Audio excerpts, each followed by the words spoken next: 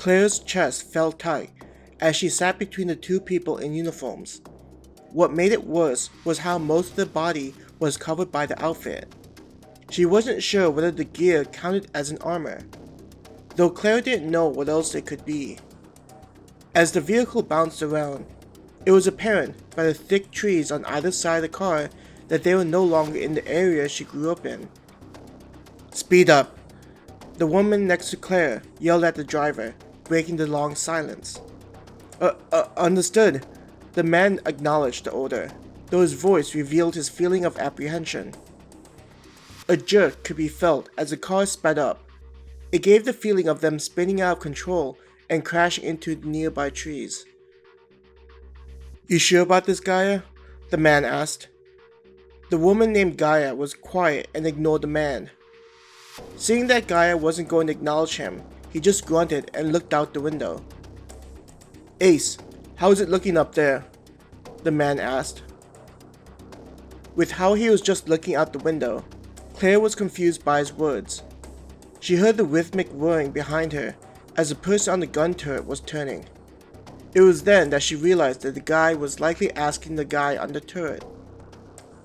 The man was silent for a while before he said, "Those people probably messed up, trying to copy what those guys in the medical and science divisions were cooking up. Yeah, I don't know what they were thinking when publishing the information to those academic journals for the world to see. Those two divisions and their lofty ideas," he grumbled. Hearing what the man was saying had confused her. Medical and science? Is this connected to what was presented at the convention? And what does he mean about those people? She wondered to herself. Claire wanted to ask the woman about the thoughts going through her head, but the woman's mouth made Claire think that the Star and Moon security lady was tense. With how all their uniforms were alike, Claire was only able to see the woman's mouth. Being in a stressful situation, Claire wished that Hannah was next to her. Having Raven here would be good too, since she could ask Raven what was happening and why everyone was behaving so oddly. Looking out the front window, Claire felt a little dizzy seeing how quickly they were moving through the night. "We need to go faster," Guy yelled at the driver. "Faster?" Claire inadvertently said, regretting her words. "We can't," the driver yelled back. "I'm only going as fast as I can." "You better hope we're able to get through the net that those things have made." Gaia sounded annoyed, though not at the driver. "No, they don't realize what they're doing, but with how quickly it's spreading, it might as well be a net." Gaia whispered the last part. "Who's chasing us?" Claire built up the courage to ask. Gaia was silent on her question, as if refusing to interact with her. "It can't hurt to tell her.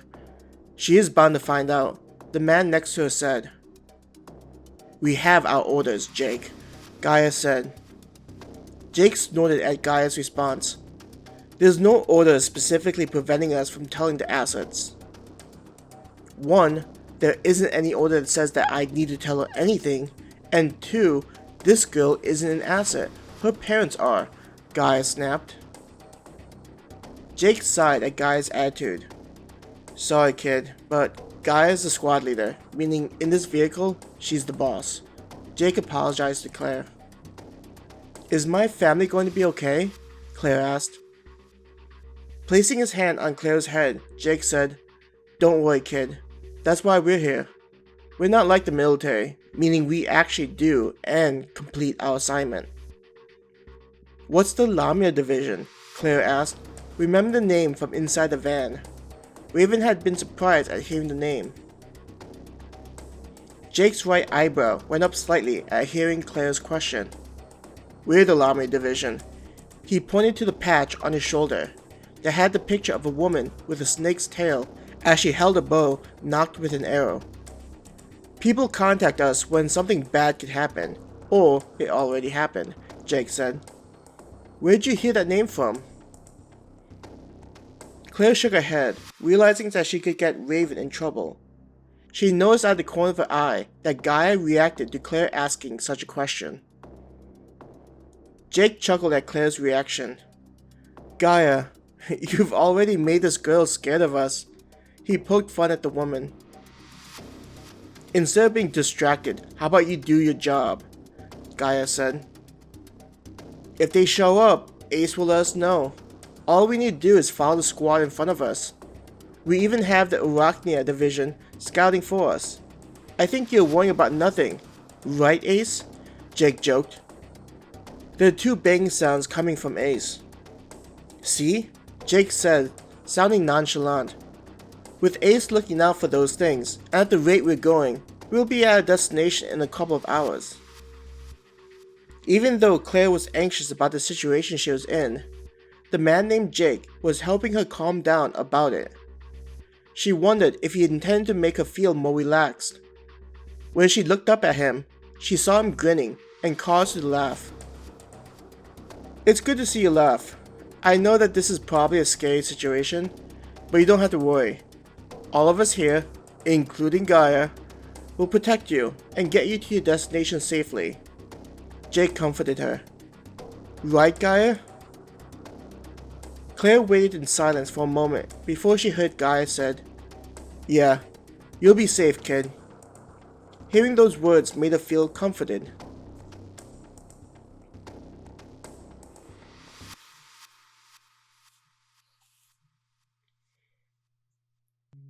What's the update? Jackie asked her teammate. They'll be soon seen in a short while. The military guys will be the first to spot them. Lacey, her partner in the squad, explained. Jackie groaned at the idea of having those people in the military out there. The only reason why they had to deal with these people was that someone higher up ordered them to play nice. A hush giggle sounded over her comms, followed by a fellow squad member's voice. You should see how nervous these soldiers look.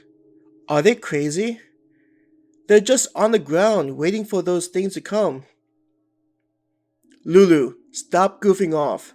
The squad leader told us to be away from those idiots. Lacey criticized Lulu. Jackie could just imagine Lulu hanging upside down on one of the branches, right above the soldiers. I could just drop down on top of them, Lacey, Lulu said in a slightly panting voice. Smacking her forehead, Jackie could only shake her head. Everyone in the squad knew that Lulu had a couple of bolts loose in her head, though it did make her crazy efficient at her job. Though, this isn't an assassination mission, Jackie yelled into the comm. Get back here now. Instead of hearing Lulu confirm that she understood, there was only silence. Seriously, Lulu, I don't want to get in trouble just because you like to cut things, Lacey begged.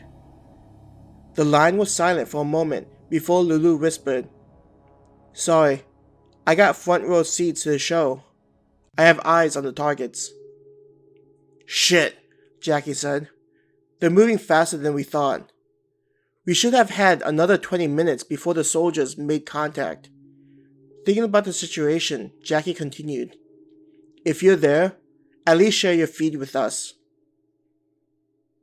Instead of just seeing the force around her, Jackie now saw half of it get covered by a request to view an incoming feed. There was a brief moment of disorientation. Of course she was upside down, Lacey cursed. Shaking her head to get rid of the feeling, Jackie saw the soldiers clump together and ignoring the concept of spacing. They looked like they were talking to one another, likely complaining about their duty.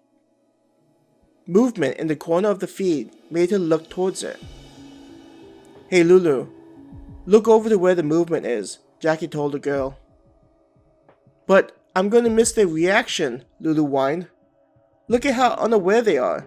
They are just casually discussing things that aren't as important as those things that are approaching them. Just do it. You and your weird idiosyncrasies. Jackie had a strong desire to strangle the psychotic woman. Jackie watched as the feed changed to get a better view of those things. They looked like regular people, Lacey remarked. How were they able to move as fast as they did? This whole thing is weird, she said to Jackie. Which is why it's even more important that we do our job properly, Jackie said as she observed the creatures. The way the people moved reminded Jackie of predators, instead of mindless creatures as seen in the movies. What gave them away was their facial expressions. It looked like they had a mask that mimicked a human face, with how expressionless it was. Lacey shuddered and said, "They look so creepy. What did those people do? Do you think it was us?" "I doubt that. If it was us, all of this would have happened sooner, during the trials, before the medical and science divisions published the articles in those journals." A buddy of mine walked me through the article, and he was surprised at how much detail we put into it. Jackie shook her head and denied Lacey's thought. Deep inside, Jackie couldn't deny that the thought did cross her mind, considering what Star and Moon was capable of. Two things removed her suspicion, which was the understanding of the timing of the research data's release, and people telling her that scientists in the respective departments were equally confused. On the feed, the creatures were close to the soldiers. When they were within 10 feet, the group split into two groups, leaving an individual in the middle. What in the world? Lacey wondered out loud. The creature in the middle suddenly said, "Help me, please. Is there anyone out there?" "Wait, what's happening?" Jackie yelled out. "Are those things laying out a trap?" Lacey followed up. Both of them were startled by the turn of events. From the reports they received from the other sections of the Lamia Division, those things never demonstrated the ability to verbally communicate, let alone strategize.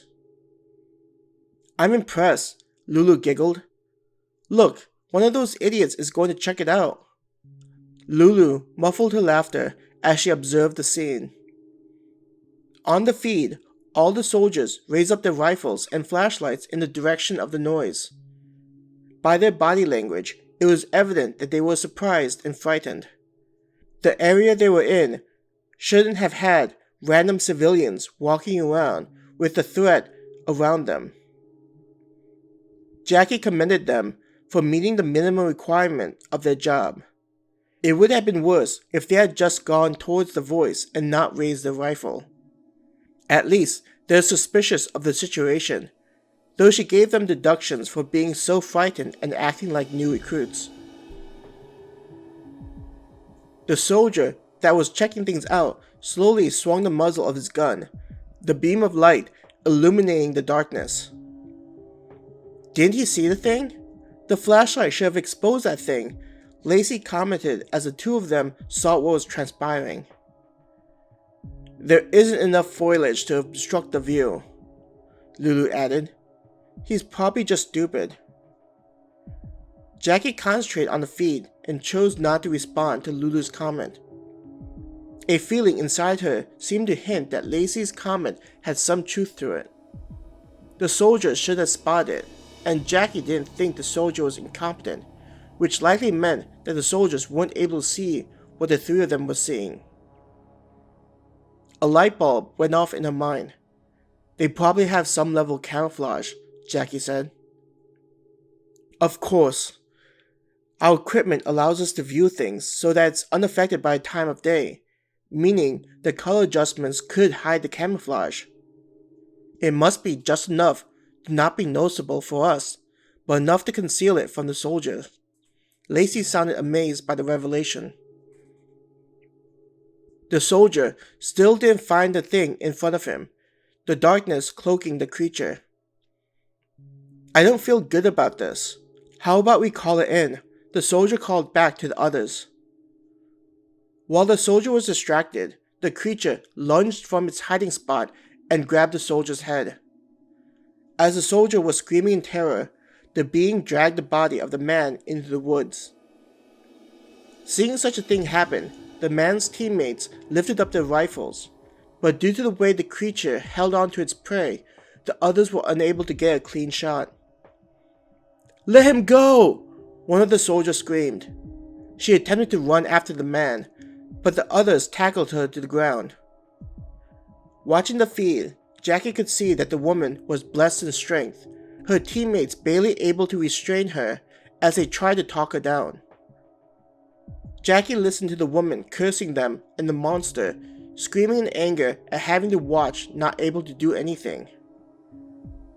A minute or so passed by before the woman calmed down enough for the other members to let her go. In that brief moment of calm and sorrow, the other creatures closed in from either side. This time, the monsters didn't drag away their victims, but instead bit off a chunk of each person's neck. As the people looked to be bleeding out, the creatures just lay on top of them. "What's happening? Why are they not doing anything?" Lacey asked Jackie.